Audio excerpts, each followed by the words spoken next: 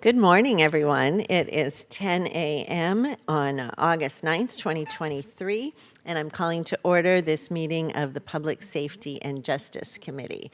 And Colin, slow roll it, but then could you call roll to establish the presence of a quorum? Just want you to Very sit good. down. Vice Chairperson Chavez, Here. present, and Chairperson Ellenberg. I am here as well. We have a quorum. Thank you. Thank you very much. We'll go right to public comment. This is the portion of the agenda set aside for members of the public wishing to address this committee on matters not on today's agenda, but within the purview of the Public Safety and Justice Committee.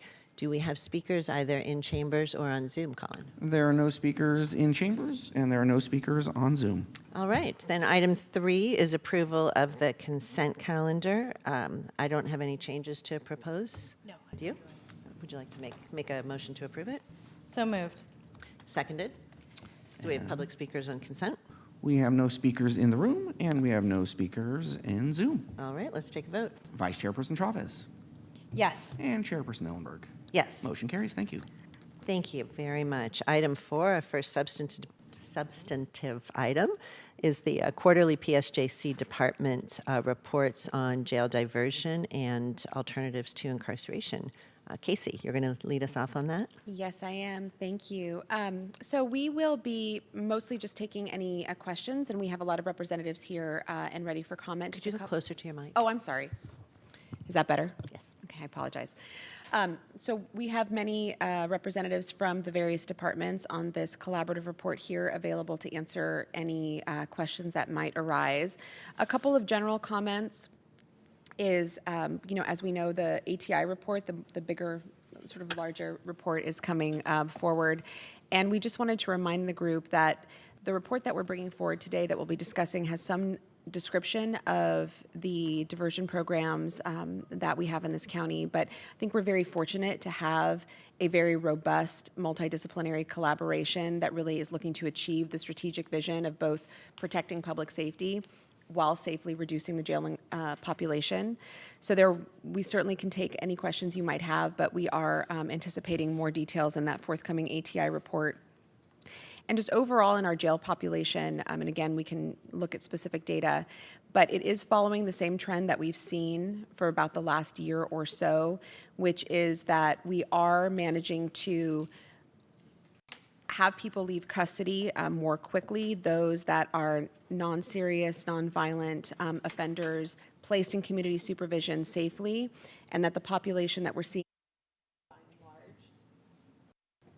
by and large is our more serious offenders, sex crimes and homicide. So we do have some details and we can explain that, but it's this consistent population that we've seen, and we're still hovering around that 3,000, which again has been somewhat consistent for about the last 12 to 18 months.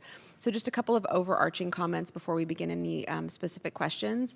And we do have representatives here also from Behavioral Health Services Department who are here to answer any questions as necessary. This is the first time that they've contributed to the report. Thank you so much.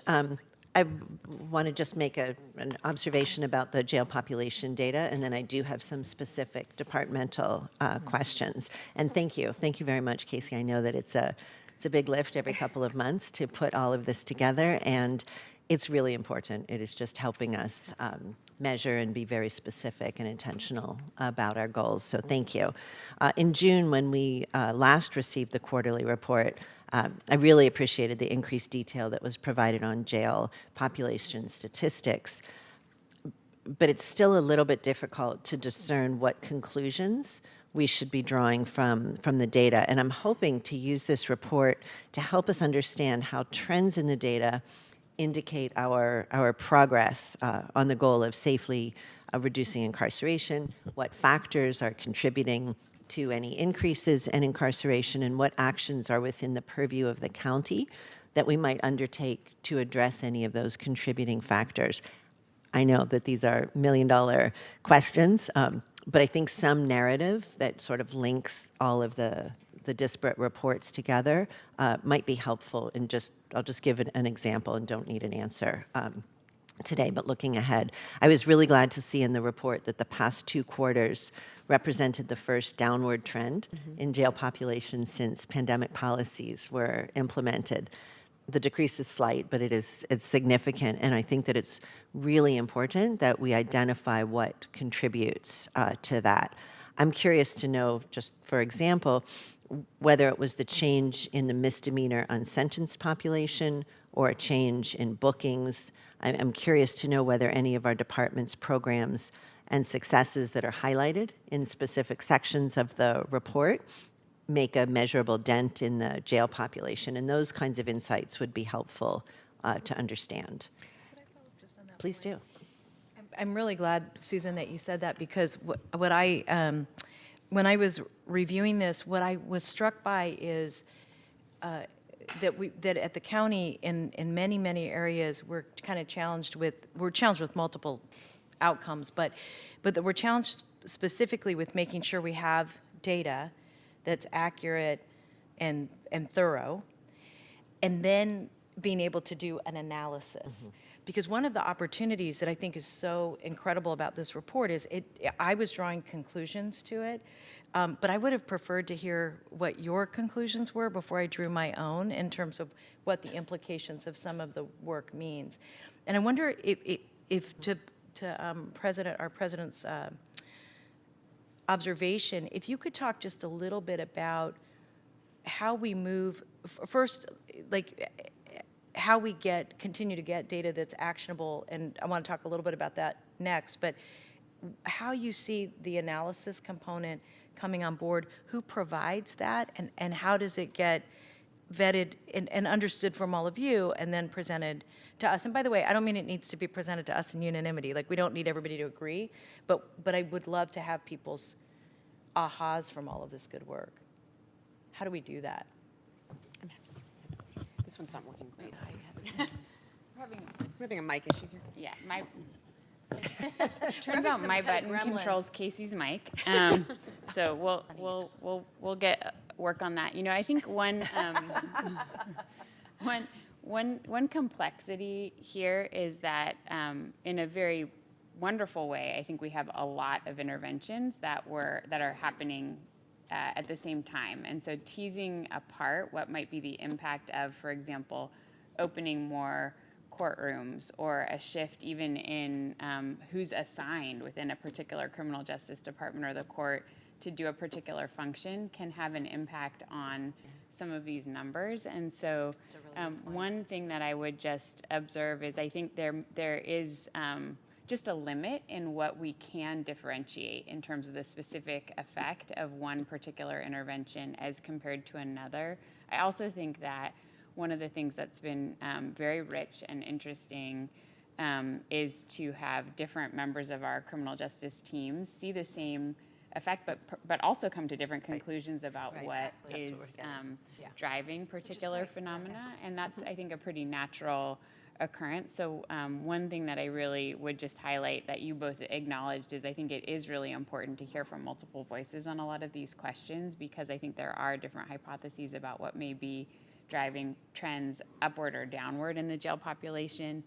I do think that there seems to be a consensus, and I'm looking across to both the public defender's office and the district attorney's office and the court, that the opening of a few new courtrooms to just start making progress in addressing some of the backlog of cases that have been pending for a long time is something that's going to bear more and more fruit over time, in terms of just having folks either be moving out of our custody because they're going to state prison where they've been sentenced, or they're moving out of custody because now their cases have been resolved and they're returning to the community. But just the backlog has kept a lot of people stuck with us. So how much that is having an effect, I think we don't totally know. But I know that the district attorney's office has done some analysis on that I'm sure they can share, and others can weigh in on that as well. But I think what just to put a finer point on it, I think that all of what you say makes sense. What I would like to see is when these reports come to us, that we have joint presentations that therefore I think facilitate the joint discussion of the implications of even different sides of the aisles work. And for obvious reasons that we all know. I don't need to tell you why we want that. I also think that one interesting point that I just want to highlight that I think, frankly, Greta, what you just raised made something else pop into my head, which is Supervisor Ellenberg and I, we all sit on different committees, and you know, like we have Health and Hospital Committee and all these different boards. And so much of the work that we're trying to do, if we're really looking at doing prevention and meaningful intervention, should even be happening further upstream. And so I guess what I'm saying is that we don't need one report to answer all questions in the universe, but as it relates to your particular slice, but to your Long report. Well, that's right. Next. but for the particular slice, I think if the public safety and justice team has an analysis, it even makes it easier for other teams to use the analysis to make decisions in other areas, including social services. And as an example, I think the other issue is when we're starting to see national and global trends relative, for example, to violent crime, assessing ourselves relative to that would tell us a lot about what the distinct areas of intervention are.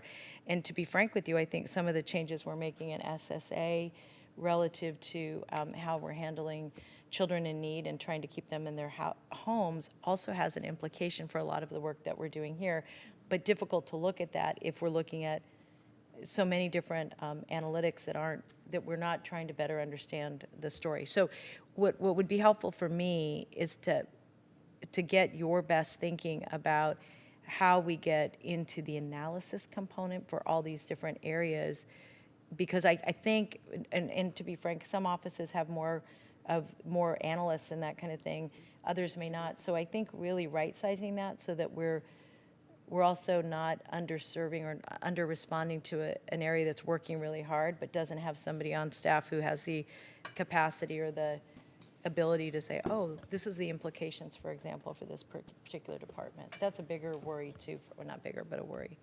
Yeah, I think that makes great sense. We can work on that. I think the other thing that would be that we can do some work on together with all of our criminal justice stakeholders is also highlighting what we think are some of the most meaningful data points, yeah. the ones That that would we be- think yes. are the ones that everyone should be laser focused on and why, and what we think the specific implications are. And I'll just say as an example, average length of stay in custody is a really meaningful one for a lot of different reasons.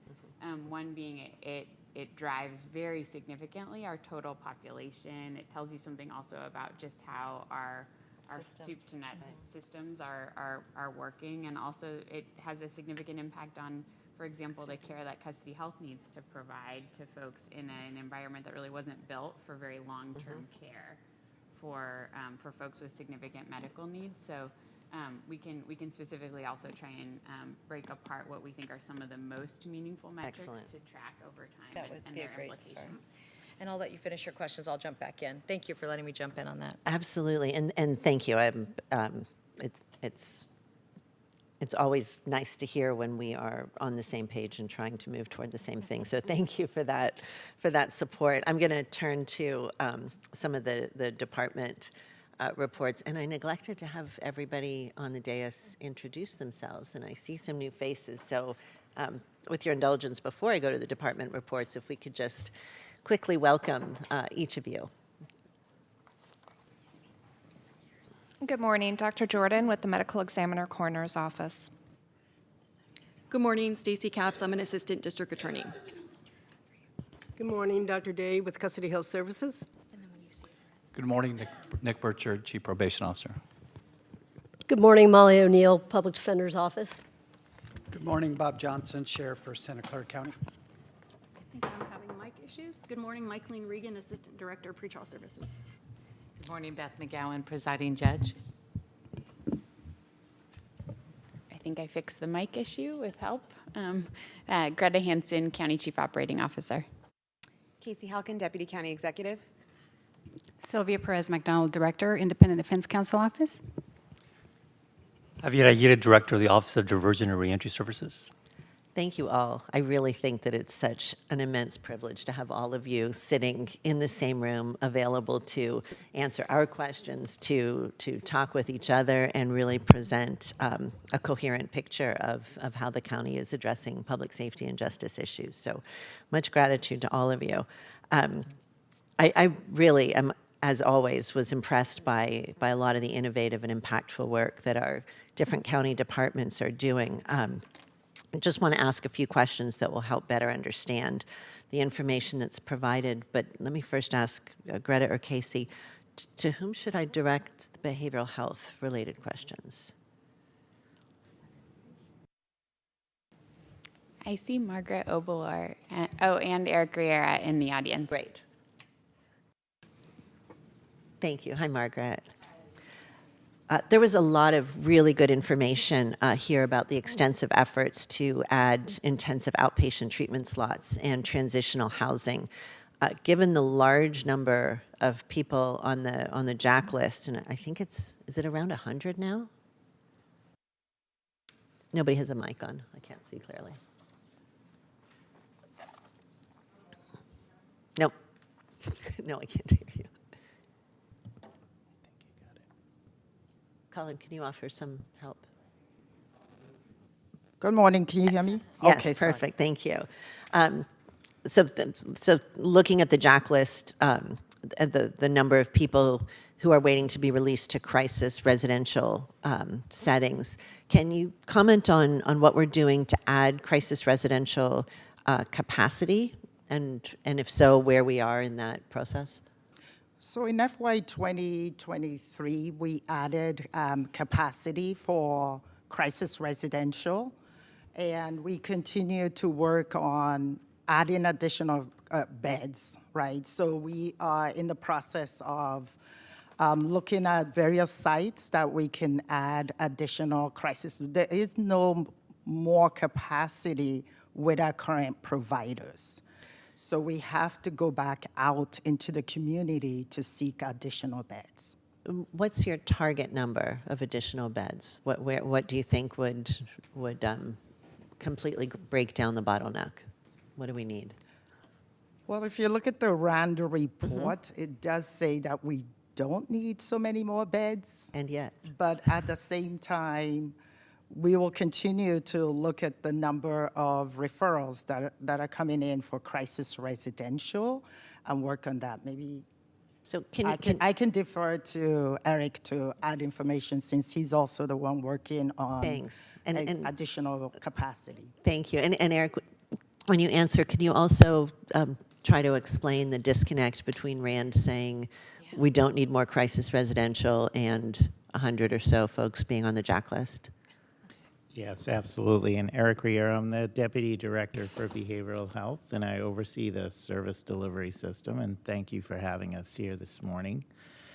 When the RAND study looked at our system of care, it really tried to look at it holistically, so from all of the different levels of care that we have or don't have in the community. And so when we speak to developing additional capacity, one of our goals is to try to eliminate the bottlenecks that we're seeing in higher levels of care, transitioning clients to lower levels of care. So that's why our current priorities are really centered around subacute beds, so that we can move people from inpatient to subacute, and then adult residential, so that we can move people from subacute to residential and then to independent or supported housing in the community. So crisis residential is between acute and subacute? Yes. And there are people in crisis residential who do not need to be there, but are there because there's not something lower. So if we open more subacute, then we'll have crisis residential and the JAC list wait list will go down? Is that the right flow? Both subacute and adult residential, as well as substance use residential. Because particularly with the JAC list, I think a significant percentage of the people have substance use issues. So expanding substance use residential beds will also help with that backlog and transitioning people to lower levels of care. And do we have a timeline and metrics, like we want to identify X beds at the right level in 3 months, and 6 months, and 12 months?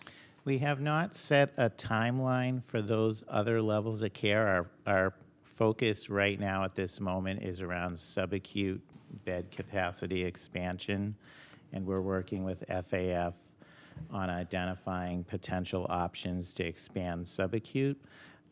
Once we get those options laid out, we'll certainly provide an update to the board, and then our shift is going to be towards those other levels of care, adult residential, SUDS residential, and we also have a particular interest in expanding children's crisis residential capacity for the county. So we are going to look at all the different levels of care. We're just not looking at them all at the same time. Our first priority has been around that subacute level. So let me stay with crisis residential for a moment. That has a 30-day limit, correct? Generally, yes. Is that, oh, you say generally. Is it how hard is that? Is it a state requirement? Do we have flexibility? It's not necessarily a state requirement, but I think where we slip on that timeline is when we can't get people into a lower level of care. We certainly don't want to discharge them without an appropriate next step or a step-down that program was for them. sort of my point, that we're holding people longer not because they need that crisis level of care, Yeah, but and because I we don't think- have the step down. Absolutely, and I think that's a pattern that I've been seeing across the system. You know, I visited a facility a couple weeks back, which was a locked care facility, where the original goal was to keep folks there between 3 and 6 months, and they're now running at 14 months plus.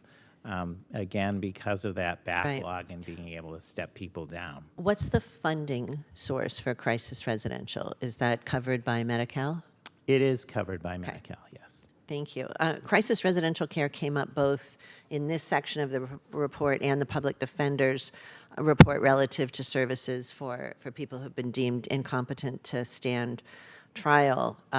And at the June Public Safety and Justice meeting, where we discussed the volume of patients in jail with serious mental illnesses overall, both Sheriff Johnson and DA Rosen raised issues about the IST population and services that we are able to provide. So what I'd like is, in follow-up both to that discussion and this report, could we get a specific report just on IST that would include data on volumes of clients, the current processes, legal and policy issues, diversion tracts, recommendations, kind of anything that we need to understand, including information from the health system, as a standalone item for discussion? Would you be interested in that? Very, and I would just add one other concrete question, which is, if we know,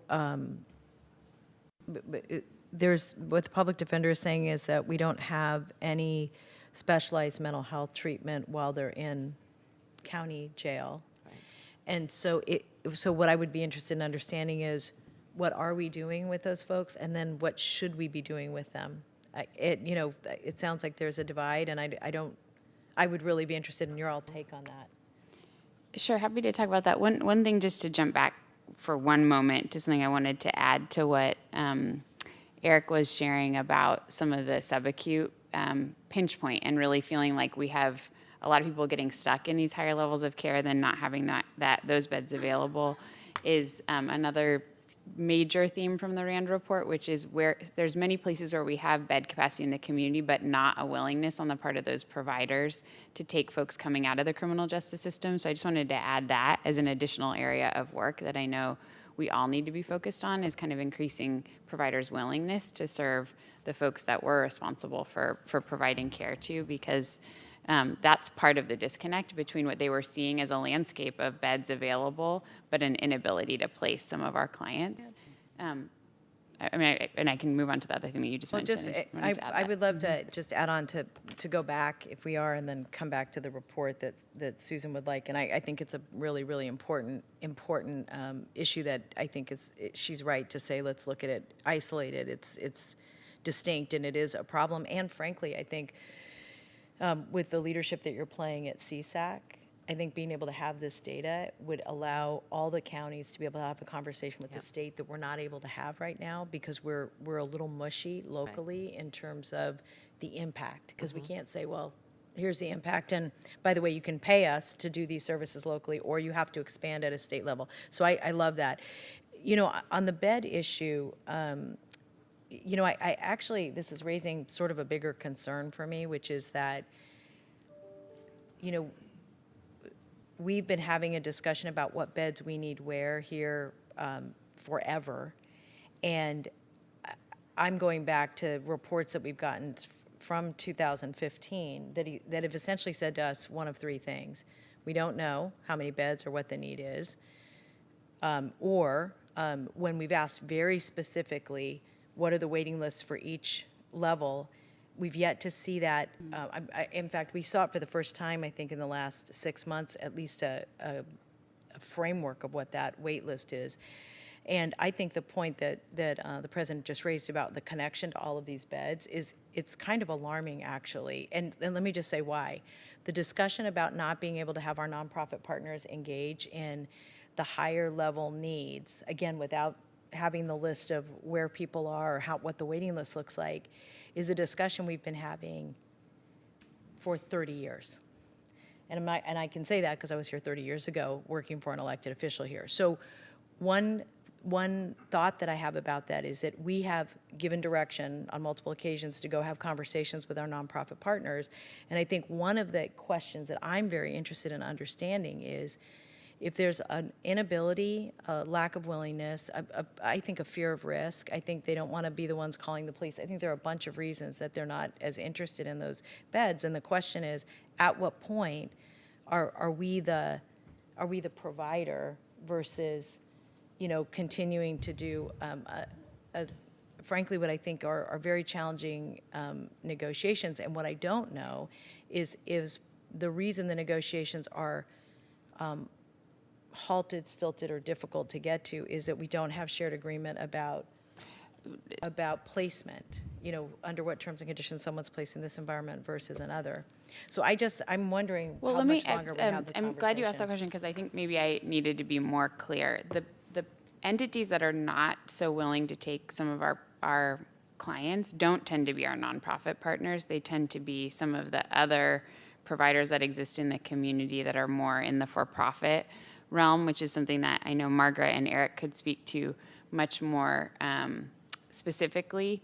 I think it's both. I know. I just met with some of them. For sure. And then, but the challenges more are distinct. And so I just wanted to make clear that what I was referencing in terms of not wanting to serve a county-served population, generally, even beyond some of the criminal justice issues that we specifically face as relevant for this report, is less a circumstance with our nonprofit providers. With our nonprofit providers, as you know well, some of the issues are more, do they have the level of resources and level of care needed for that particular person? Not that they would flat out refuse, for example, to care for a Medi-Cal beneficiary or an unsponsored person, even if the county were the payer. I think the challenge is that is more complex than that. And I totally agree. And I'm not throwing our nonprofit partners or even our for-profit partners under the bus. What I'm actually saying is, at some point, we have to move on from trying to get them to do something they do not feel comfortable doing. And right now, we know everybody's having staffing issues, and there are huge issues relative to insurance, capacity, training, all of that. So I'm not blaming them, but what I am saying is that if in order to make that continuum actually flow, we need to step in.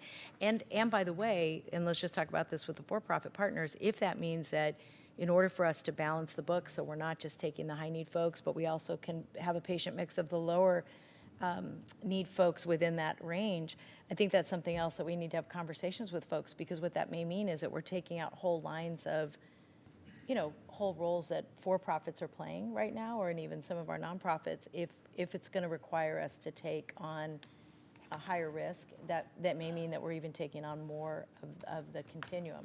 And I don't think they want that. And so, and I understand it's complicated, but I more raise that because I for one would like to see that conversation wrestled to the ground so that we're not, I feel like, chasing our tails. Mm-hmm. And I'm not putting that really on anybody except to say we don't have time anymore to do that. And Thank you, and agreed. I'm just going to reel us back a little bit. Our county council, who you can't see in that chair, Kavita, is recovering from COVID, but I believe she has joined us on Zoom, and I can feel some vibes of moving a little bit away from our ATI report. But this is absolutely critical. The response, Greta, that I'm hoping for the IST session, and that may, and I think that will overlap very nicely with what you're asking about. Looking for a yes there, Yeah, and I think that would be excellent. I think and I think it provides a really important opportunity for us to talk about the fact that the work that gets done to make someone meet the competency standard is not a clinical mental health intervention, and so kind of just to tease those two things apart is, I think, really important. And I really appreciated the comments about also trying to put us in a good position to have a pretty challenging conversation with the state around the fact that we have in every county throughout California incredible pressure from Murphy conservatees that really needs to be addressed at a state level through expansion of the state hospital. Because even if we as a county with more resources than many can try to cobble together some sort of a local solution, there's a lot of communities throughout California that are not in a position to do that, and we need a state level intervention on that front. agreed. And to your comment about CSAC, this is not an issue unique to Santa Clara County. Does the November PSJC meeting sound reasonable?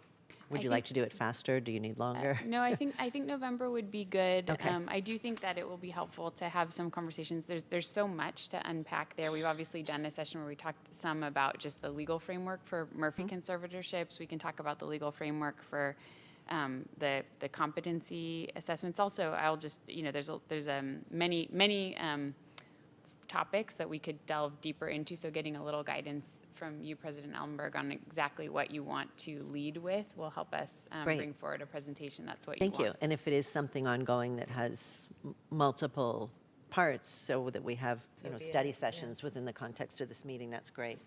I'm going to move on. I know we're still on our first item, and I did have some questions for the other departments and comments. Turning to the ADA, who's with us this morning, the district attorney reported a 41.7 reduction in backlog cases, time not waived cases, due to the addition of trial court departments in May. And thank you for your work on that, Judge McGowan. And that the first hearings of time waived felony cases since March 2020 began in June.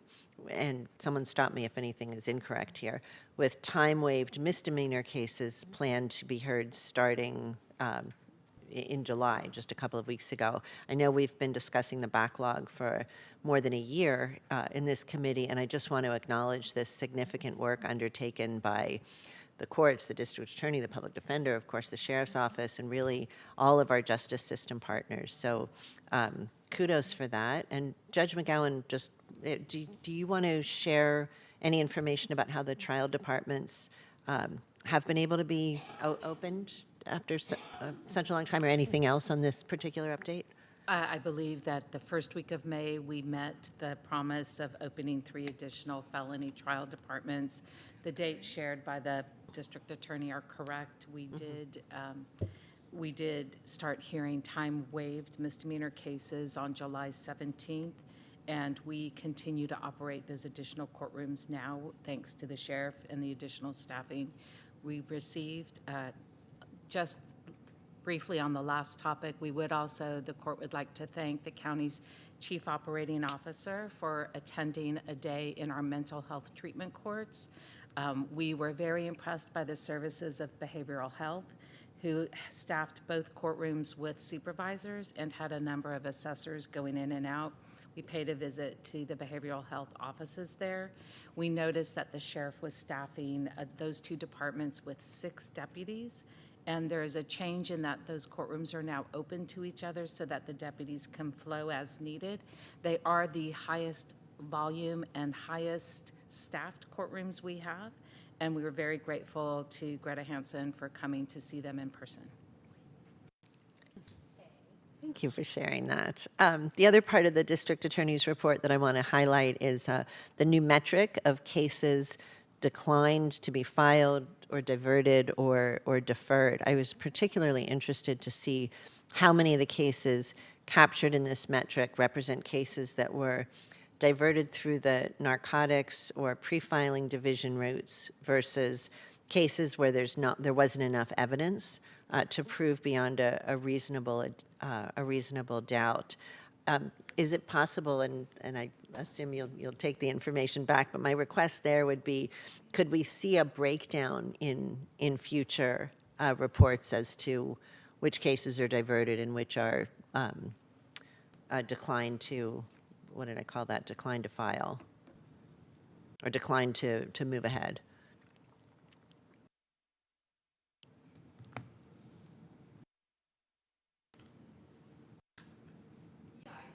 You turn on your mic, please.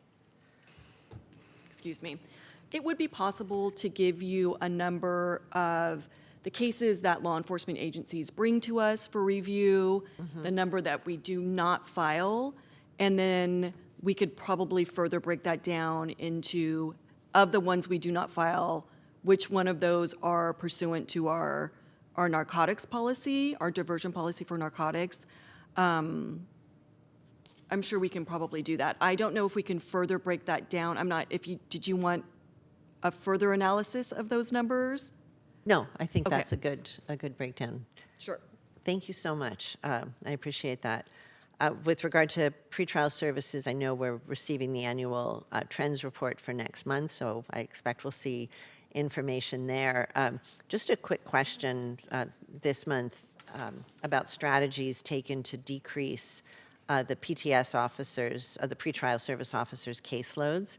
I saw in the report that a court calendar was created to try and reduce that, but that it was too, looking the right place, but it was too labor intensive, so another solution was decided with the justice partners. But what is that solution?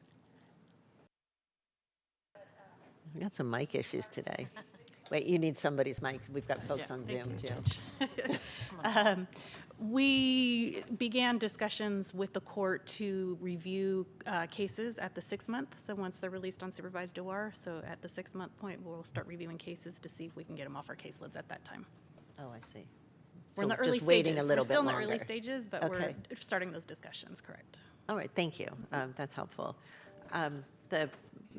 Now looking at the public defender section, this report lists 6 different types of diversion that you're using to keep clients out of carceral facilities. One of the questions that came up during the ATI work groups was to what extent we're maximizing all eligibilities for diversion under state law.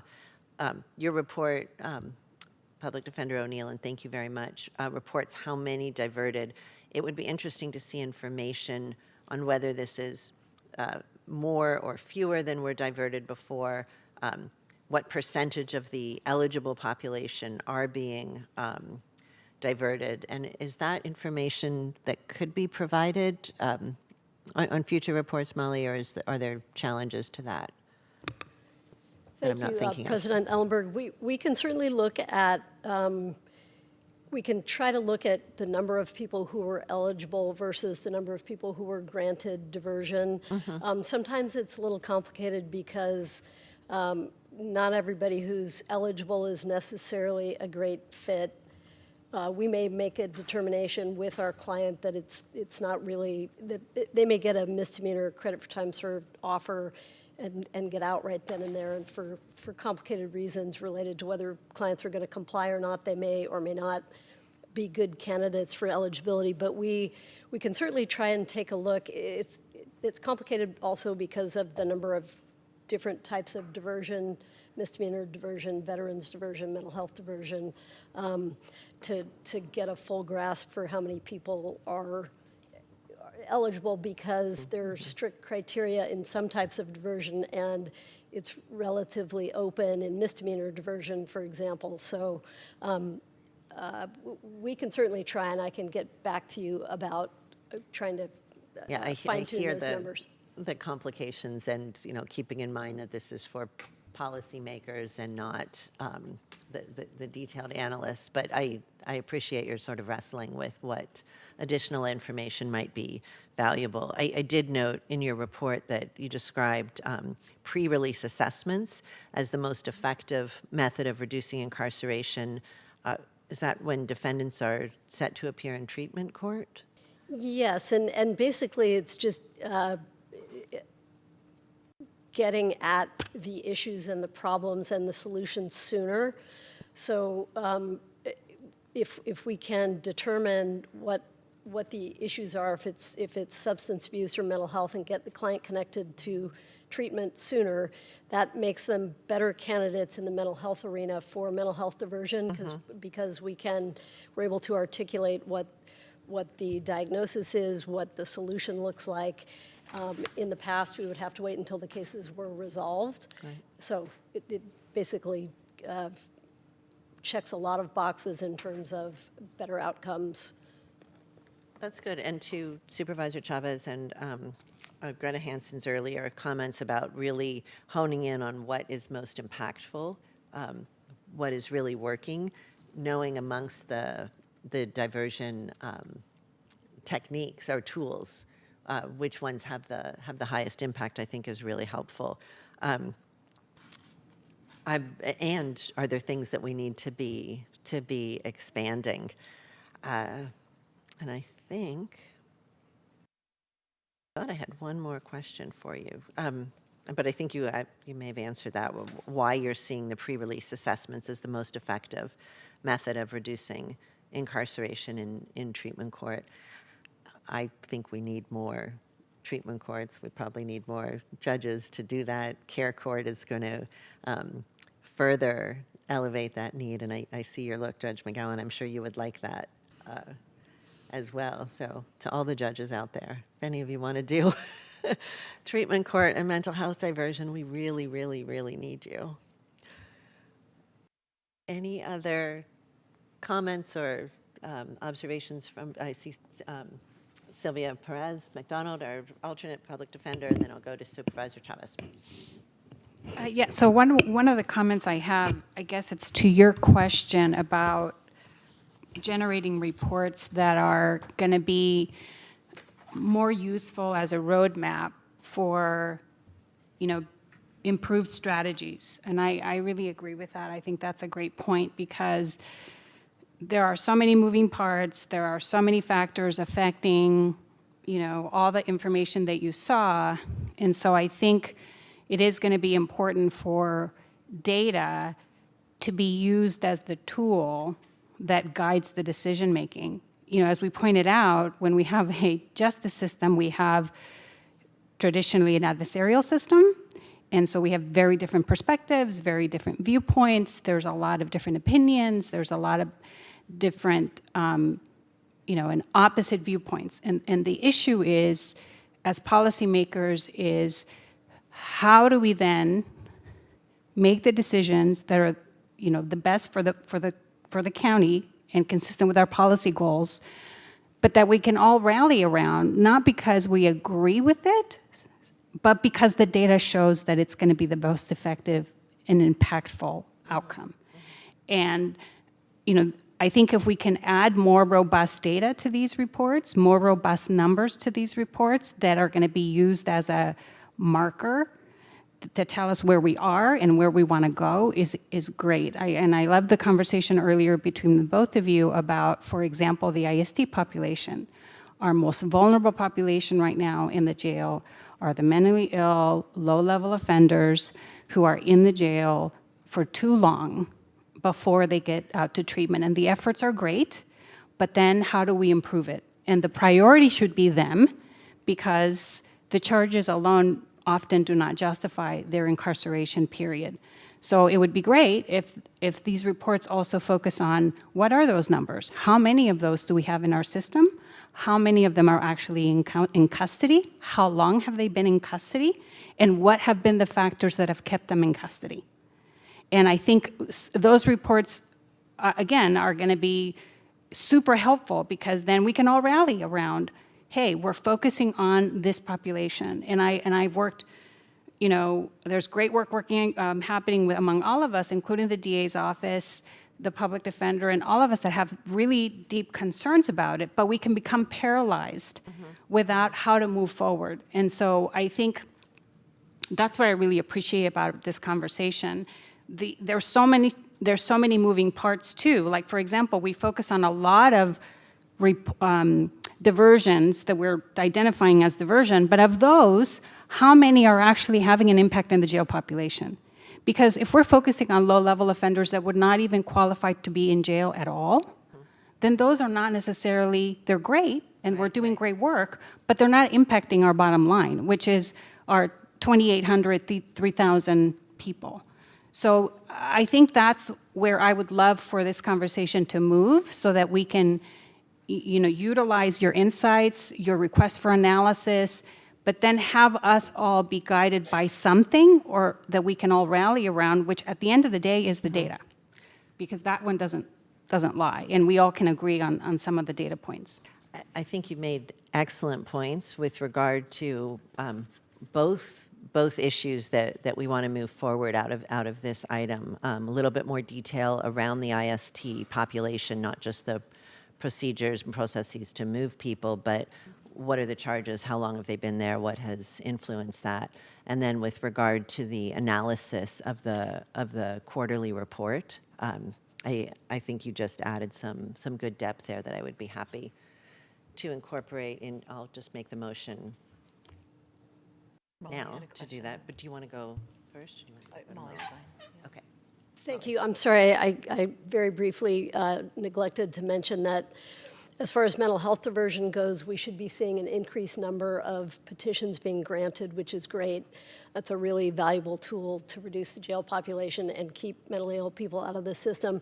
The reason is that the law changed, making the requirements less stringent when you bring a petition in the first place, showing the nexus between the behavior and the diagnosis, which is often, you know, it's there, but you can't. It's hard to put it together. The other thing is, with related to YADEJ, is that we are working with other partners to get to age 25 for eligibility, and part of it's related to staffing with probation. I was talking to Chief Burchard about it this morning, but we're really hopeful that that will not take years to do, but that it will happen on a quarterly basis to increase the age of eligibility. So those are positive things on the horizon. Thank you. Thank you. Thank you. I'll make a second to your motion. And on my, I think what I'll do is just for time's sake, I have a number of questions that I'll just reach back out to staff to get them responded to. But I think I just want to really emphasize that whatever we can do to start to do more analysis, even if we make mistakes, is helpful. Because at some point, the data it's not going to help us get to a direction unless we're all ready to, you know, frankly, to be candid about what we're piloting and what we're not, and, you know, when we feel confident that we're moving in the right direction. And I remain concerned about our bed situation. I do realize that you guys have moved so far, and really what I want to give some thought to it, and I would just ask you to follow up on what Supervisor Ellenberg, President Ellenberg asked for, is that I think a timeline and a work plan relative to when we should be expecting beds to come online is really critical, because for all of you, is as we're doing more and more analysis, to be able to understand when we see significant changes in population have a lot to do with when we're going to be able to see how many people are being treated. Frankly, even whether or not we're treating people in permanent supportive housing, like all of those themes we need to better understand, because at some point we're going to run out of money and we're going to have to make some choices, and I want to have enough, you know, hopefully this will be long in the future, but I want the board and the leadership of the organization to have the tools they need to make a decision. But I recognize we have two more issues that I want to dive into, so I'll be stalking all of you one-on-one. Legally, Sheriff. I appreciate I saw the sheriff looking at me. I definitely appreciate that clarification. Thank you. Yeah, I thank you, Supervisor Chavez. One thing I just wanted to share with the public, and then also make sure is also on Supervisor Chavez's radar, is there's a series of reports to FGOC on specific progress and timelines related to facility expansion for behavioral health that are going to be coming forward, and then a truncated version of that will be in our regular reporting to the full board.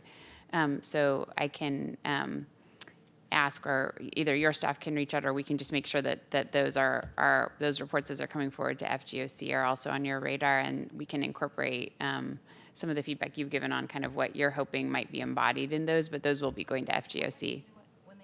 Come to the full board, don't truncate it. Like, the whole board cares about this, and then you're just going to have to do more reports. So I would just say, make us look at all of it together. So thank you. Yeah, we're definitely planning to include at least the slides that will be presented on that front to FGOC, and then we can include the, sure. If I could The be verbal presentation should be condensed, but all of the, but give us all of the material that you have. And if we could ask, we're not part of this work group, the court, but there is one area that we would like to have answered. We find that there is a very long delay from the time someone, as Ms. McDonald-Perez said, is put into custody that may not actually need to be in custody. We find that the wait time for them to get their evaluation in custody is sometimes 4 to 6 weeks. And because that's without any treatment, that person is in custody without treatment and therefore not even eligible yet. And that's the one question that the court is a little powerless to solve. So let me differentiate two things. Sometimes, so I want to differentiate the work of custody health from behavioral health, because it's a really important question. Custody health is doing an evaluation and providing treatment from the moment that a person is entering custody. Behavioral health's evaluation to determine what would be their post-custody treatment needs sometimes is aligned with the court date. So I just wanted to make sure I'm understanding your question so we can make sure we can get back to you. Actually either. Often it's someone has declared a doubt in court as to the person's competency, and a psychological evaluation has been ordered. And we find that to be the place where there is the largest void of professionals available to do that evaluation. And that person then sits with no treatment in custody until it's performed. So, they're getting. I just want to differentiate that would be the assessment to determine whether they're competent to stand trial, and they're not getting competency restoration services until they've been declared incompetent and needing of those services. I just want to make sure that the public and the court knows they will still be receiving mental health treatment from custody health. That it is just won't true, be but not competency medication. focused. Not involuntary medication. They can receive any medication they are willing to take, just not an involuntary medication order. Or they may not have a diagnosis that includes medication yet because they're waiting for that. So I think we're talking about the same thing, and we can take it offline, but that's an important part. Since we're not part of this work group, that's where our biggest frustration lies, because of that extended period of time where custody health is doing a great job, behavioral health is involved, but we're waiting for the professional evaluation that may or may not include medication, and that is time that's very real in custody time for your numbers of incarceration. And it may very well lead to a release once that evaluation is performed, but our current wait time is 4 to 6 weeks. Well, thank you very much for that. Oh, Did no, you wanna add something? Okay. No. I think it will be good for us to have an offline conversation to just make sure that we can unpack what is the suite of care and services and evaluation and medication assessment and need by psychiatry in custody health that may lead that person to be identified as needing a particular medication, separate from what may be then some challenges and timelines on getting the involuntary orders if the person may need the medication, not be willing to take it and qualify for an involuntary medication order, because we definitely have significant statewide lack of capacity for the forensic assessment for competency, as well as some challenges getting as timely access to those involuntary medication orders. Thank you both, and I think this is an important addition to make to the next quarterly report of what that cycle is, and particularly if there are different perspectives. I mean, the number of days incarcerated is the number of days. So digging in a little bit more there would be very, very helpful. Thank you. And the seconder, who actually suggested it, agrees with that. Thank you. Do we have, Sheriff, is your light on, or is that just a little glow? Oh, the one before you. Your light isn't on. Okay. All right. Do we have public speakers on item 4? There are no requests to speak in the room or online. Let's vote on the item, please. Vice Chairperson Chavez. Yes.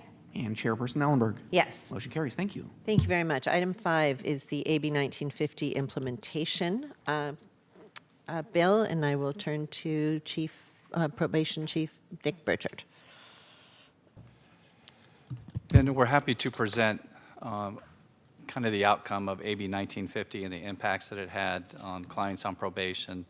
And then really ultimately it ties into the conversation about jail reduction and alternatives where these folks, if not for this particular legislation, may have been incarcerated for various reasons, violations of probations, anything that would pull them back into the system. And because of this legislation, there's a significant number of clients who are removed from probation, and our folks are here to kind of explain that process and the number of folks that it really did impact, and in fact, I think impact our whole system. So I'll turn it over to Deputy Chief Carl Tatamaro to introduce his staff, and we'll give a presentation.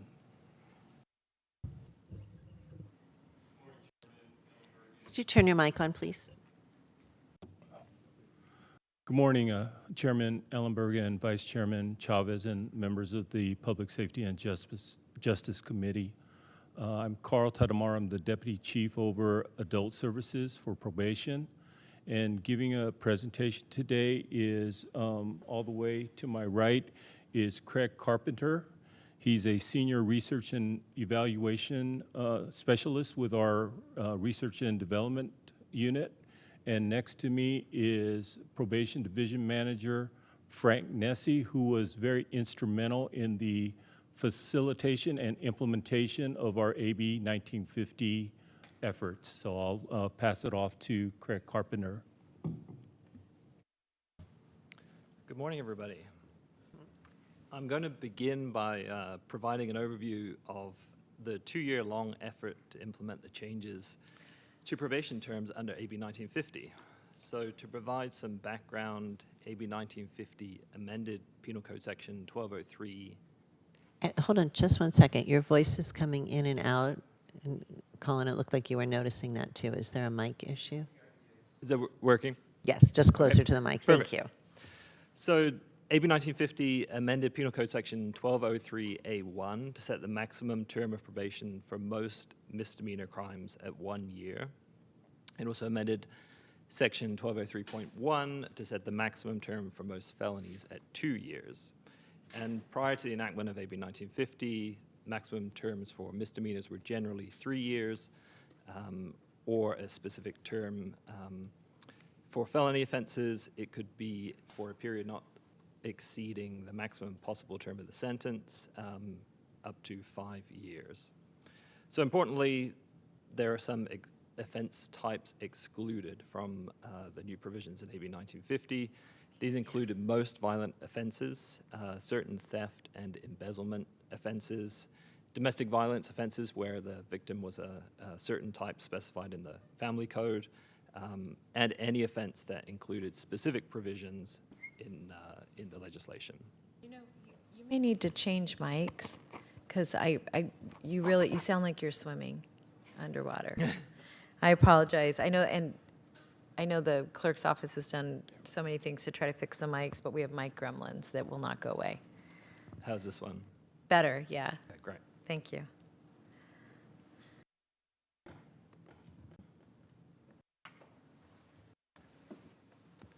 Okay, so moving forward to show you the 2-year process that we undertook, you can see an overview of the timeline beginning in January 2021. We reviewed cases of clients who had already been on probation and supervision for at least 2 years in the case of felonies, and 1 year for misdemeanors. And this initial group resulted in the highest number of clients receiving relief. So it was 974 individuals in total. From that point onwards, we extracted data and reviewed cases in quarterly batches through to the project's conclusion in January of this year.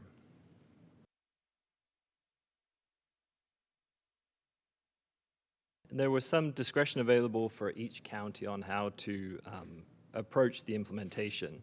In Santa Clara, it was very much a collaborative effort, as you can see here in the case review process. After extracting the data for all of the cases with qualifying grant dates, we undertook a unit-based review process where deputy probation officers reviewed each case, each docket, and then the list from there was shared with the public defender's office and district attorney's office. Finally, court orders were then prepared and signed before returning to probation. Probation officers at that point would send a letter to clients informing them that their probation term had been terminated. So moving forward to a summary of those granted relief, you can see the demographics of those impacted are generally reflective of our probation population. So almost half of those granted relief were Latino, 2/3 being male. And you can see the bar in the middle here shows the number of clients granted relief within each batch. So as I mentioned earlier, the first batch resulted in the most closures, with 55% of all closures happening within that initial review. So in terms of offense categories, property crimes and other crimes accounted for the two largest groups. Some specific offenses within the other crimes category include knowledge of a felony having been committed, resisting arrest, and various other driving offenses. So now I'll pass it over to Probation Division Manager Frank Nessie to talk about what comes next in terms of record clearance and our supervision focus. Good morning, everyone. Can you hear me okay? Yes, thank you. Okay, great. First of all, in regards to record clearance, I just want to take a moment to recognize Senior Probation Officer Pam Camacho. She was on our record clearance team for many years, and she would be our first line that would absorb many of the questions that would come from the public. She played the key role in updating our record clearance website. And for those of you that haven't looked at it yet, please do. It's pretty awesome and pretty easy to use. You know, we've seen just since its inception, just several months ago, that numbers have clicked up just for the fact that it is easily accessible and very clear information. So I just want to take a minute to give that information. I also wanted to credit Damon Silver, who's here. He has championed the record clearance from the public defender side. They have been an excellent, excellent partner working to reduce the number of people that have felonies on the records with the record clearance. It's something where we've also been able to add a third probation officer position, and with that, we're now currently we're clearing about 5,000 dockets per year, which is pretty amazing. So what does that do? That leads people to just a better opportunity to get jobs, to apply for schools, to get housing. It's really been a very positive piece, and we have great partners with the district attorney's office. David Angel has been spearheading it from the DA's office, so it's been very impressive. Back to AB 1950, part of what happens is as those terminations have come through, we've made a very easy path for our probation terminations to then seek record clearance, which was what we showed on the previous screen. What AB 1950 has done for us as far as a department is it's allowed us to right-size our caseloads. Forever, we've been trying to get to a manageable number where we could really focus on the risk need assessments, and not only that, but development of case plans and getting our people back to the field, which I'm not going to lie, has been a pretty difficult task since COVID. But since the caseloads have been right-sized, we've seen an increase, and we've seen the dedication of our officers to really working with the risks and needs of our clients. So it's been a very positive, and I'm happy to sit here and really shine on something that's been working very well in our department. And it wouldn't have happened without all parties working well together. And so, you know, my thanks goes to the DAs and PDs who are right on board with us to make this happen. Thank you so much for that report. Supervisor Chavez, do you want to start on this item? No? Okay.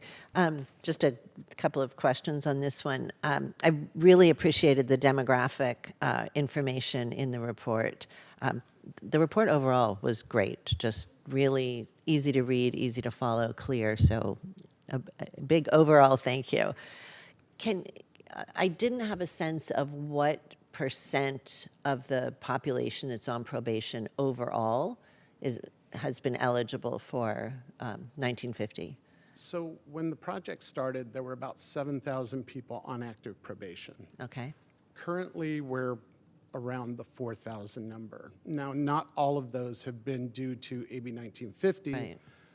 I'd say about 25% of the dockets, when you looked at it, really played a role. Okay. So I would have expected higher with that broad category of eligible offenses. It's only about 25% of the population. We do a pretty good job as far, and now with the diversion programs, everything that's going on, we're really ending up with the cases that truly need to be on probation supervision. Okay.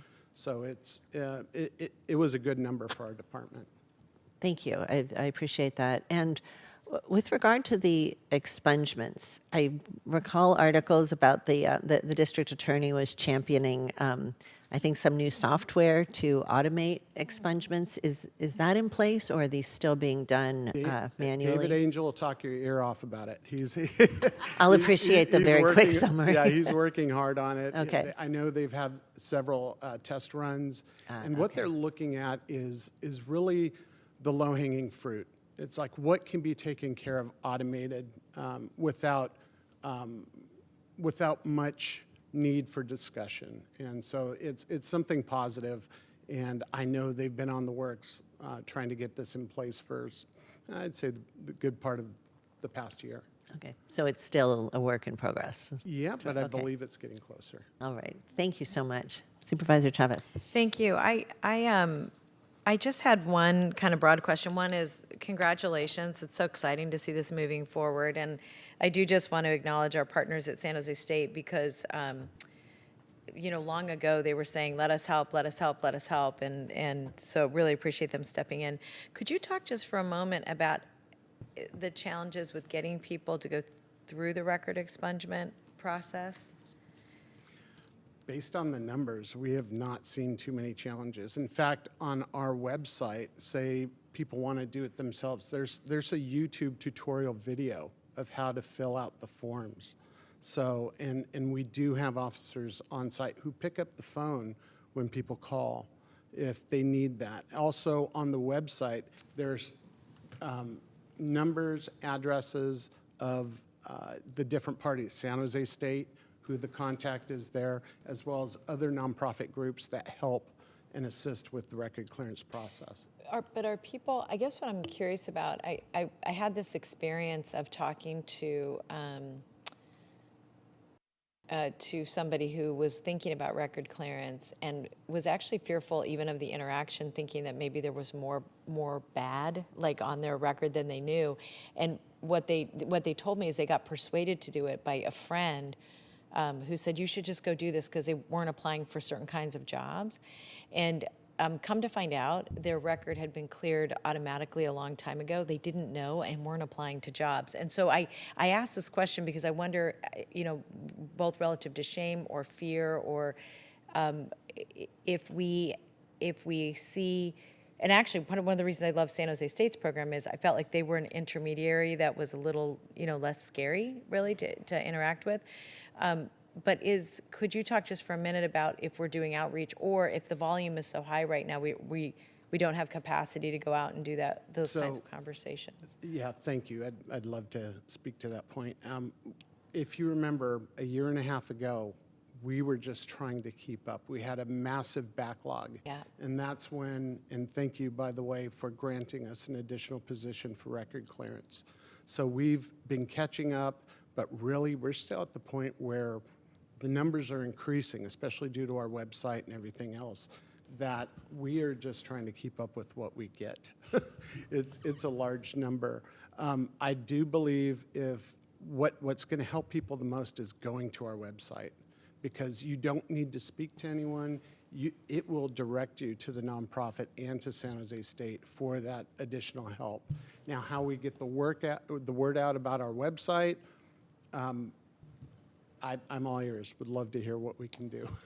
Well, one recommendation that I would want to make is, and I think this is one of those times when we have so much access to so many people in the county ourselves. Like, we have clients that are in all kinds of departments, and it would be ideal if there was a way for us to share the information cross-departmentally so that departments can get it out to clients that are using any kind of service.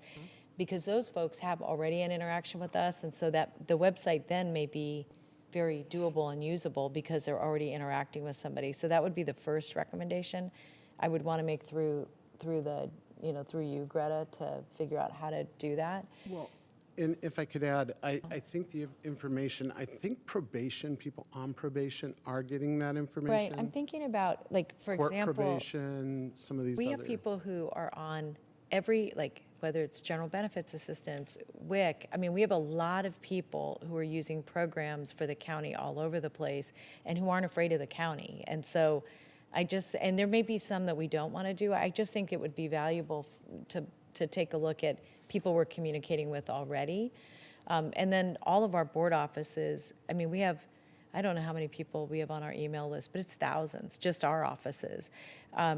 And then, I think it's worth you helping us understand what other opportunities that there may be. Now, I was at an event where record clearance was at with, it was a stand down for veterans. And the number of veterans that went to that table was not surprising, but what was gratifying to me is that they felt comfortable just going up and saying, can you help me figure out how to do this? And the staff was amazing. They're really warm, really like no judgment, just come our way. But I do worry that we have some subset of people that are hiding. So as another example, we have contracts at the county with the Hispanic Chamber and other small business education groups, and they go through classes to learn how to get their licensure for all kinds of things. Making this known to them so that they have the website just as a resource. I just talked to somebody at National Night Out who has her own business now, who was in custody for many, many years, primarily over drugs. She's amazing. Getting her to tell that story so people would feel more comfortable. Like, we have really great, the person that you introduced me to. But anyway, we have a lot of really great spokespeople that I think could make that connection. If you could give some thought to that, and if there's resources that are needed, please let us know. Definitely. And I would like to touch on the fact that, when we were looking around the state for different examples, we're very proud to say Santa Clara County Probation is one of the few counties, I think, in the state of California that is the first contact for record clearance. Many of the other counties, everything goes through just the public defender DA, with probation kind of being the clearinghouse. So it's neat to be on the forefront as far as being the first line of. And I would like to add one more thing about the AB 1950. AB 1950, one of the benefits as far as incarceration is it lessens the web. And we've seen that. It's doing what it's been intended to do, shortening probation to 2 years. There weren't many, but there were certain situations where a probationer was in custody on a new law violation. Then it was found that actually the AB 1950 ended prior to that new law violation. Therefore, they could be released because they weren't on probation. The time had been cut short. So just want to make sure, let you know, it has been working.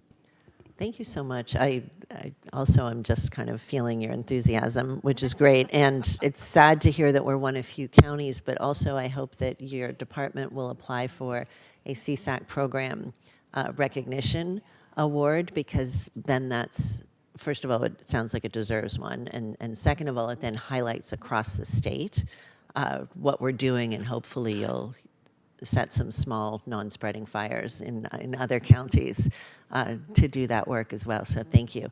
To your first example, Cindy, about the person that didn't know, if somebody's record is automatically expunged, are they notified? It seems horrible that they didn't know. Usually not.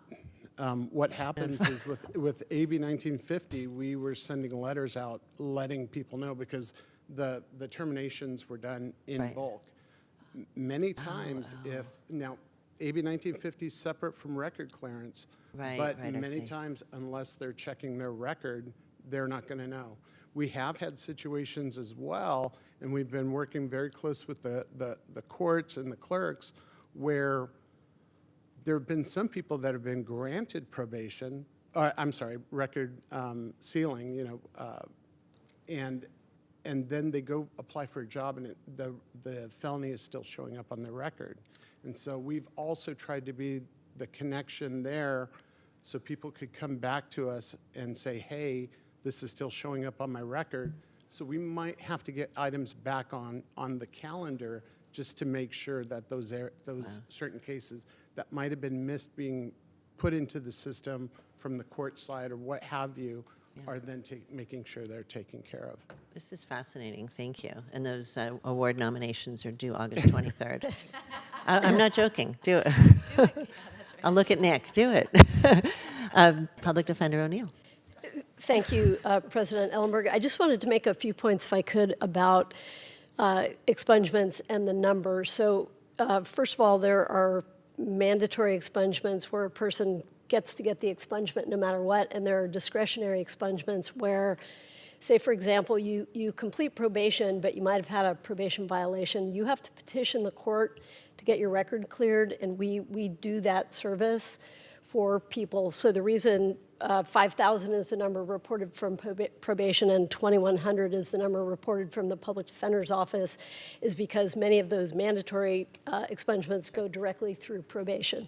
So we are not only available to talk to people, and maybe we're a little less scary than other agencies. I hope so.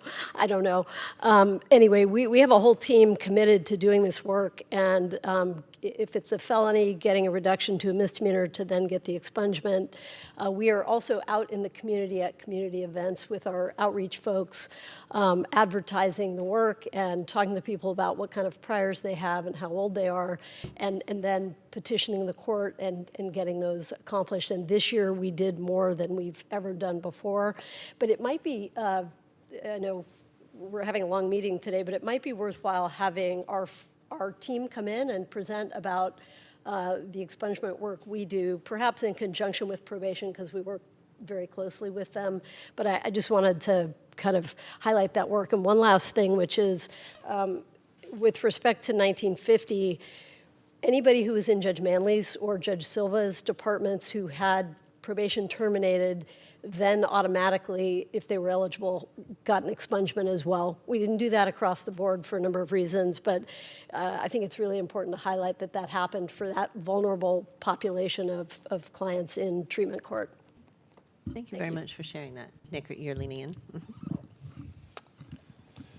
So just to tie a bow on this, I think this is one of those really positive outcomes that we have when government comes together and works together on a project. This is really one of those highlights, I think, that everybody can kind of pat themselves on the back and say, hey, this was a really good job and it impacted so many of our community members. This is just one of those opportunities. So one of the reasons why we wanted to highlight this today, just because of the impact with the public defenders, district attorney, the courts, everyone who's involved in this, and just seeing how it has impacted our clients and community members has been great. Thank you. Sylvia. Thank you very much. Yes, and congratulations, Nick, and the entire team. Great job. And I can attest the excellent work that has been done by everybody, the public defender and all the collaborative partners with the expungement program. One of the things that I wanted to focus on, though, was one of the really sort of collateral and yet intended consequences of 1950 was to do exactly what we see, which is the reduction in probation caseload. And at the very same time, I'm sure you're aware, there's an effort to transform probation practices in a manner that is going to be much more consistent with obtaining better public safety outcomes and reducing recidivism. And we know that one of the things that is out there in terms of a reform effort and an improvement effort for probation is the idea that probation officers are no longer going to be there just to police and identify technical violations and measure compliance, but really take a much more proactive approach with the rehabilitative efforts of the individuals that we serve. And I just wanted to mention, I'm sure that you're all over it already, and I understand that because I know that your chief, Nick, that has been done in the juvenile probation field, and I know that is the focus now, and I'm excited about what your department can achieve on this, because I think this is absolutely connected to what we're trying to achieve here, which is if your caseloads are now reduced to the point of manageability, how and what are we doing now to change the mindset of our probation officers to reinforce the rehabilitative philosophy? And I think that's where we need to be. I know that our probation department is top-notch and can do that, but I was just wondering if we could elaborate a little bit on what that strategy is. Thank you for that inquiry. So many of you know who I am. My wheelhouse has always been juvenile. I spent 30 years either in juvenile or juvenile hall. So what Sylvia is sort of saying is that, yes, in juvenile there has been a long-lasting focus on treatment, rehabilitation, and in juvenile, we had the funding to back that up in terms of funding programs, and behavioral health especially has been a valued partner in that endeavor. In adult, I've been an adult for a little over a year now, and when I did transfer from juvenile to adult, that was one of the things that, I noticed about the adult system. Although, we have very collaborative courts in terms of, treatment courts and whatnot, one of the things that I sort of observed just from coming over from juvenile was sort of that lack of programming in the adult arena and stuff.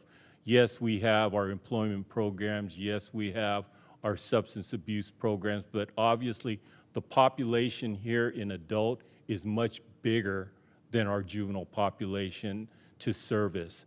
So that's something that we need to sort of look at and sort of find solutions to is, we talk about rehabilitation, but we need to provide those services that will make indelible, lasting changes in our clients. And that's something that I think we need to sort of look at in terms of increasing our repertoire of programming, especially around, obviously it's no mystery, behavioral health, mental health, services, as well as drug and alcohol. Ancillary services such as housing and employment. Those are things that we need to also look at. And I just want to, Javier is here. I just want to give kudos to Javier and reentry in terms of creating a hub to make it a little bit easier to navigate for our clients to get some of those services. But I think there's still need for more services. Yeah. All right, it looks like we have answered everything. Do we have, could you just lean in? I was just going to say, the probation department's report out for the next 3 months is probably substantiated here today. Sorry to take up so much of your time, just important work. It's all interesting, and really it takes up a lot of time because we have a lot of questions and things to say, so much appreciated. Do we have any public speakers who also want to There are no take up requests some in the time? room, and there are no requests on Zoom. All right. There's no motion, just receive report. So item 6 today is the Custody Health Services Programs Report. Thank you all very much. Dr. Day. Hey, good afternoon, Supervisor Ellenberg and Supervisor Chavez. Eureka Day, Director of Custody Health Services, here to give a verbal and answer any questions on our quarterly report. We don't have a formal presentation today, and so I can give some highlights of some of the activities we're doing currently, and then take any questions that you may have. Excellent. Okay. And one of the things that we're pretty proud of is that we've had one of our medical director for juvenile services, and we're talking about juveniles today, be nominated to be a part of the National Hispanic Health Foundation as a fellow. And in that program, what she's doing is working with a lot of academics on health disparities, as well as policy, research, and education, and actually working with legislatures in the Sacramento area to look at Hispanic health across the lifespan. And so I wrote a pretty compelling recommendation for her, and she was accepted into that program. And so we're looking at how we could also involve the justice-involved youth in this kind of discussion and in the narrative. And so we're pretty proud of that. And she would also be able to help inform the process. I know that Supervisor Sylvia also is looking at the health disparities across the Hispanic population. So I've also offered her up to help with that project. We are pleased to say that we have 2 of our county fellows. We have some very young, bright young ladies who are really interested in justice-involved youth, and they're also working with our juvenile setting. They will be doing 2 different projects. One project is on the continuity of care and transitions of care going back into the community. And we had done previously a peer review looking at custody youth as they go back into the community post detention, and how are they utilizing resources and how are they getting their medical needs met. And what we were finding was that our youth particularly are using urgent care clinics as well as emergency rooms to have that continuity in care. And so what we're doing in this transitions to care is we are bridging with pediatricians in the county and bridging that prior to the release of the youth so that they have these established, trusted relationships with the pediatrician and their families. And so as they're released into the community, they have that sort of home, that health home, so that they can continue with their treatment, medical, mental health, and or for medications. We're also looking at MAT. We do MAT work with our youth, but we're also trying to design, and one of the fellows is designing curriculum and educational information specific for youth in opiate use and in substance use disorders. And so we're working with that. And last year, we also did a project with Stanford where we had Stanford folks come out and work with us to put together a youth peer health education program. This is run strictly by all youth to youth.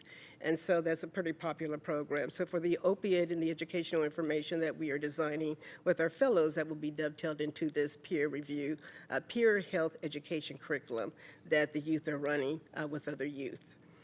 And so we did wind down. We had a very aggressive, and as you all know, we had a very aggressive COVID activities in the jails. We were able to mitigate the transmission of COVID. Pretty pleased with our outcomes. Today we only have 2 active cases of COVID. So we have wind down, we looked at a resumption of services, and also what is our, how do we stay at the floor and the ceiling, and if we needed to sort of reactivate those activities again. I'm pleased to say that we used DSW workers that came from the board, as well as extra help nurses, to do daily testing of everyone coming into the jails, including all staff. And so what we were able to do, if we need to restand this back up, we have absorbed those staff into our setting. So we were able to hire them in vacant positions and or as extra help. And so we were able to, because they were very dedicated and loyal to our services and providing that care for the last 3 years, testing every staff person 24 hours a day, all day. And so we were able to help with their employment by having them apply to either vacant positions and or extra help. Also, our patient satisfaction survey, I know that we've been talking about that. We've had several iterations of that. We met again this morning. We plan to launch that at the end of the month. I need to run it back through our county council one more time, as well as our federal consent decree monitors, so they can take a look at that. But we looked at the literacy level. We also looked at using universal facial sort of expressions for those folks who may not have the literacy level, and we also are converting that into 3 different languages, Vietnamese, Spanish, and English. And part of that, too, is that, those patients that, can't use it on the tablets, they will be uploaded on the tablets. We're working very closely with Laura McCabe on getting that done. They also will have the option to do a paper with assistance, and so they can do the paper survey. So we hope to get those findings and how it's informing the care that we're offering, and we'll have that hopefully out by the end of the month. Only other thing that we did prenatal, we partnered with the Prenatal Equity Initiative and the Black Health for Black African American pregnant women. They did come in. We've been partnering and meeting regularly. They've trained all of our staff on the women's unit, as well as our custody bureau staff went through that training. And so we're working very closely with them, looking at strategies for prenatal care in the custody services, and how when these women come out, they could be linked already to services in the community. And I think that may be all.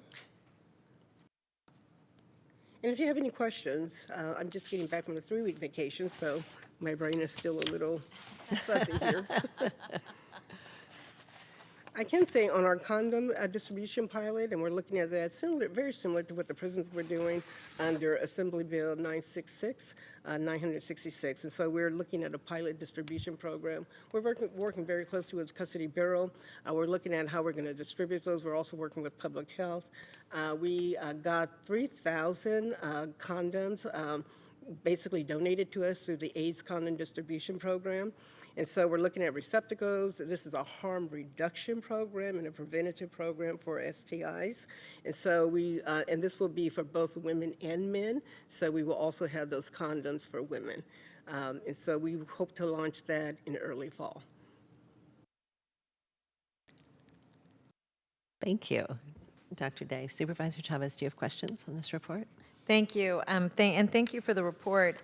I wanted to, first of all, I'm really excited about the opportunity for us to get more people trained, and then what I would just say, if we can also think a little bit about how these opportunities for interns turn into people wanting to come work for us, and that Absolutely. I feel like it should be automatic, that if they've done a good job, that we just offer them a job. Absolutely. We're trying to grow. I know you're working on that for ESA, but I just wanted to say that out loud. Yes. On the patient satisfaction survey, one thing that I would be really interested in is that once the survey is led and you dive deep into better understanding how people think about your services, I would love to have the survey aligned with the grievances that we're getting, so we can understand if there's a connection or a disconnection between what are people grieving and then how do they feel about particular services. I think that would be really helpful to understand. And then the other question is, I'm kind of going back to Judge McGowan's framework. Yeah. Do we? So everybody who comes into custody, even for a short period of time, has some interaction with someone on your staff. That's correct. An initial screening, at least. Yes, and I do want to address the concerns, and maybe I can talk more with Judge McGowan. But when the patients come in, they have a very comprehensive intake assessment in our booking. That assessment can take up to more than an hour sometimes. There's 2 different phases of that, Tier 1 and Tier 2. Tier 1, we accept the patient into our setting simply because they are we can medically accept them. They don't have any condition that we need to send them out. And then we do medication reconciliation. So patients coming in that are on any medications that we could even look in HealthLink, and they're coming in medications, we do a medication reconciliation. And the medication reconciliation happens and it begins at the point of admission and intake. And then we do have protocols where if there are critical medications, depending on what the formulary is, those medications need to be prescribed within 24 hours. And if they're essential medications, they need to be prescribed within 72 hours. if we have a patient coming in and they are coming back into the setting and they have been in the mental health program, they automatically go back into the mental health program, and we try to assign them with the same care team that they've had previous. Now, as far as the medications for for the incompetent to stand trial or the AB 1810 patients, we don't do incompetent, assessments. And so I think sometimes it gets confusing who's doing what, but we don't do the forensic assessments for incompetent to stand trial. Now, we do work with the Department of State Hospitals, and what they have done, a lot of these patients come from the Department of State Hospitals or that AB 1810 and Judge Manley's court. But what we do, they do come in and they do reassessments and reevaluations to make sure that the patients are still incompetent to stand trial. And there's 2 different tiers or 3 different tiers, but the first tier are those felony AB 1810, and the second are the misdemeanor. And so we do work very closely with behavioral health in the community on these patients, making sure that they're getting the treatment that they need. As far as the medications, the PC 2603, as you all recall, that's a fairly new program. Since I've been here, we actually put the PC 2603 in place. We had to work very closely with the court to help understand what long-acting injectables or emergency medication is, and because some of the thought is it's a forced medication where you're sort of forcing medication, but it's a long-acting injectable. And so we worked with the courts. The courts they had to identify a courtroom, identify a judge, so it took us some time to get it launched. Now, if we have a patient that is gravely disabled and is and maybe harmful to themselves or others, we do go to court and petition. There's an application process that we can give emergency medication, and that emergency medication for a long-acting injectable. And all of these patients that are on the PC 2603, there's a process that we have to go through in the courts, and the psychiatrists go to court, and they will have to give that clinical impression on why this patient needs to basically, we're removing their rights and giving that long-acting injectable. And so there are some nuances between the work that we're doing and a lot of the work that we do, especially under consent decree. We do have timelines to meet, and timelines as far as when the patients are seen, who they're being seen by, and then, of course, medication administration. That's a very lovely overview of probably 8 of our different departments all doing different things. And I don't disagree with anything that was just said. We're talking about a far smaller population than that. Dr. Day has covered our conservatorship courts and our state mental health with our state hospital courts. Like, I'm not talking about any of those. I'm talking about probably 5% of that.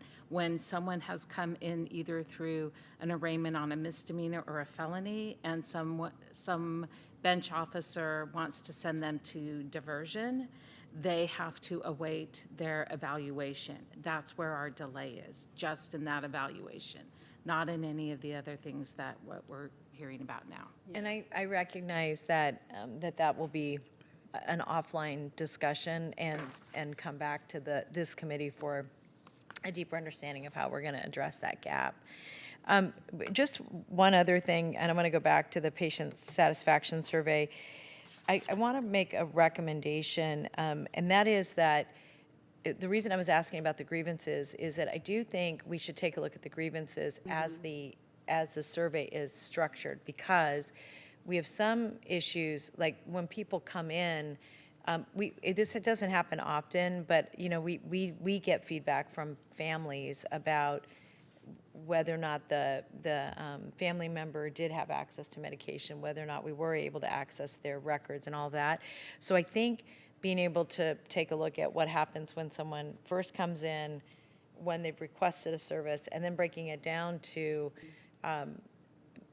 another issue, which is I think there's a question for people in custody about access, in part because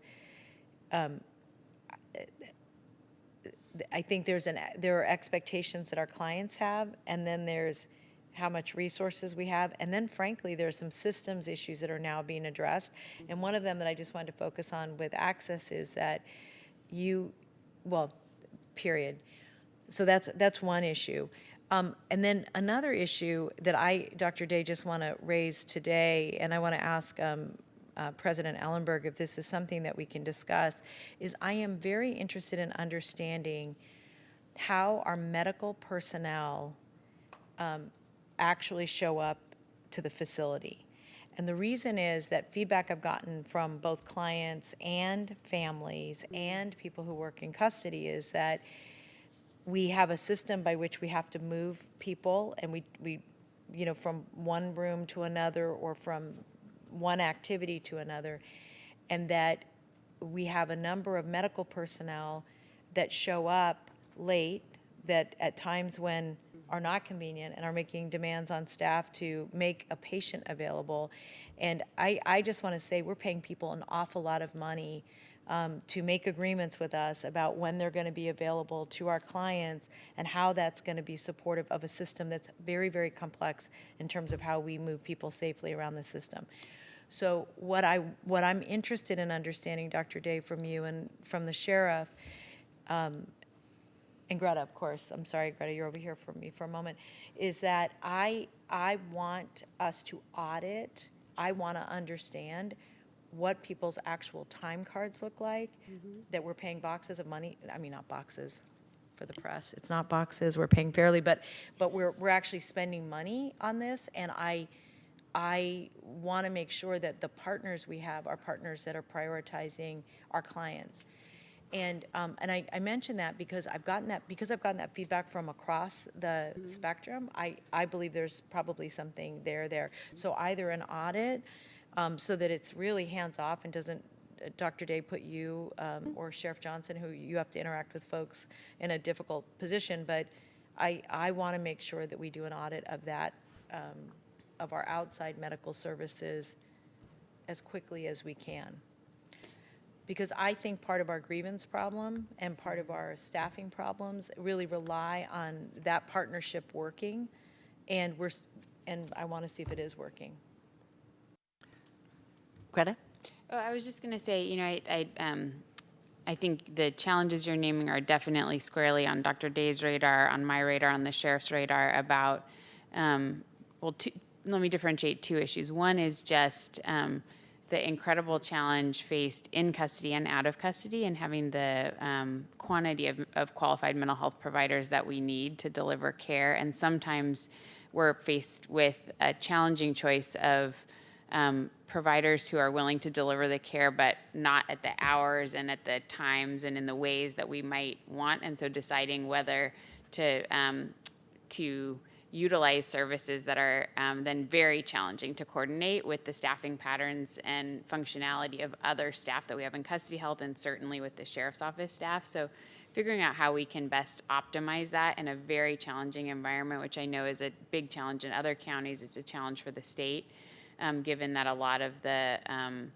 providers who are willing to deliver this sort of care in custody are in high demand, often coming and wanting to deliver care in long shifts in a couple of days, and then being able to work in other environments as opposed to what might be the ideal scenario. So those are real challenges that we definitely know and are trying to tackle. And then there's just also some operational improvements that we're trying to work on in terms of better interdepartmental coordination, better tracking systems, all the different specialties and needs in custody. And Dr. Day can speak to that with much more precision than I can, but just wanted to share that some of the concerns that are bubbling up to you and challenges are also bubbling up to us and are ones that we're really focused on how best to tackle. Well, and let me be more specific. I recognize, I think all of us do, we have a shortage of human beings. And we are paying a premium for people to work in custody. And in many, many instances, they have made agreements with us about what services they're going to provide and when they're going to provide them. And in many instances, they're not making them. So I think the point that all of those points are accurate, but I'm really talking about something more specific, particularly because we're paying a premium. And when we get, and this goes back to my issue about the grievances, and one other thing I'll just raise about that is that what we may also want to take a look at is doing some surveys with some of our clients that have had that end up on our grievance list that are high grievers, because we have a number of them, and then people who have done it intermittently, because I also think we have to deal with both expectation, but also with service provision. And I do think because we're in such high need that we're cautious about, and I get it, we don't want to lose a doctor, even if that doctor is always late, but we are paying a premium, and it does make me think a little bit about whether or not we should be thinking differently about the kinds of contracts we're structuring, and also setting expectations. So anyway, I agree also that, just to follow up on Greta, I think your really important point is that a lot of this is rooted in how we operationalize around and or with. But I also want to make sure that we're not being taken advantage of and our clients aren't suffering because of that. And I think both of those things are true right now. So thank you. And I would like to put that in the form of a motion just relative to ensuring that we're taking a deeper dive relative to the services and grievances, and that there is some sort of audit mechanism to deal with folks we have contracts with, either through group contracting, with a company or with individuals. I'm glad to second that. Thank you. Dr. Day, did you want to add anything? And I can give more clarification, and if it's when we say doctors, are we talking medical psychiatry? Can you speak into your mic? I'm sorry. We can get more clarification if you're talking about psychiatry, physicians, or, what coded positions we're looking at. Yes. Okay. Yes and yes. Okay. No problem. Yeah. Thank you. Want to know who's late and who doesn't show up at their appointed time or for their appointed shift. I think that's quite reasonable. I'll be brief as well. First of all, want to appreciate the recent and strong partnerships between custody health and public health and the sheriff's office. It is refreshing to see. I think the condom distribution pilot is a good example of that partnership. So want to just appreciate all three departments. I'm particularly concerned amongst the items in the report about the STI rates, especially for women and especially for syphilis, which can lead to congenital syphilis if the women are pregnant. They represent obviously overall fewer cases, since there are fewer women than men, but their rates are significantly higher. And I know, Supervisor Chavez, we've talked at the Reentry Network about the social supports that are needed for high needs women or women at risk. I want to make sure that we're also paying attention to the health needs in custody, including STI treatment, partner testing, and reproductive care.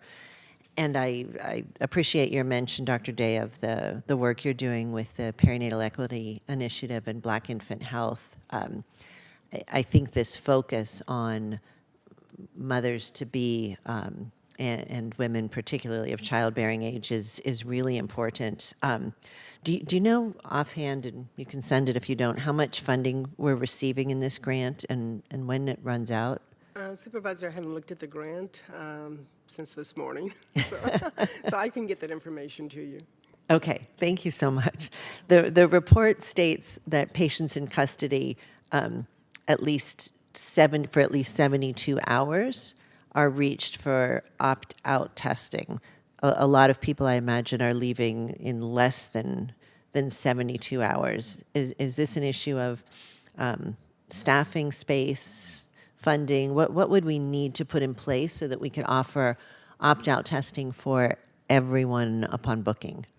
Sure, and the grant does have only a 0.5 phlebotomist with the grant, so it may be just a resource issue. And what we've tried to do with these grants as they start to sort of run their course is we try to at least have them sustainable so that we can feel behind it if we don't get the grant again.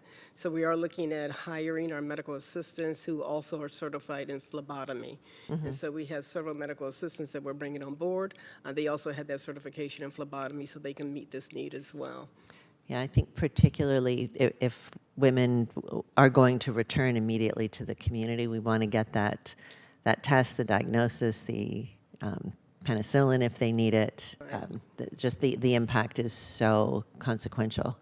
And at booking, every female of the gestational age, they do get a pregnancy test in booking prior to going into their housing. So we do the blood test and the urine test at booking. So is it a different test? Do you need more blood or different blood to do the STI testing? We can probably, the doctors would have to write that order for that as well. Say So that we again, can- sorry. The doctors would write the order for that as well, so we can take a look at that, because every woman coming in of gestational age, we're already doing a urine test and our blood for pregnancy. Great, then we should be able to do this test as take a look at as that. well. Great, and thank you. And I'll add just for your next report to let us know if that can be done or what the barriers are, if there are any, so we can see if we can break any of them down. That would be huge. Thank you. Did you have a question? Yeah, I just wanted to follow up and say I think that is a phenomenal idea. And one question I would have is why the doctor would need to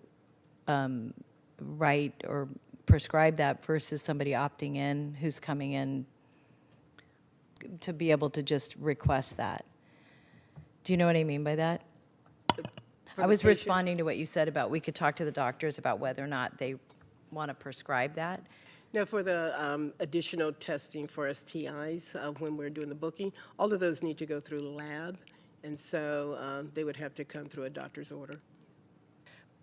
The pregnancy tests come through doctor's orders as well. Well, we have to send it to lab, and so we're going to do additional testing. Let me take a look at it. Okay. Okay, because Great. I may have just heard something that made me want to say, nope, let's just do it. Okay, but you'll figure that out. Thank you. Thank you. We have a motion and a second on this item with direction from Supervisor Chavez. Do we have any speakers?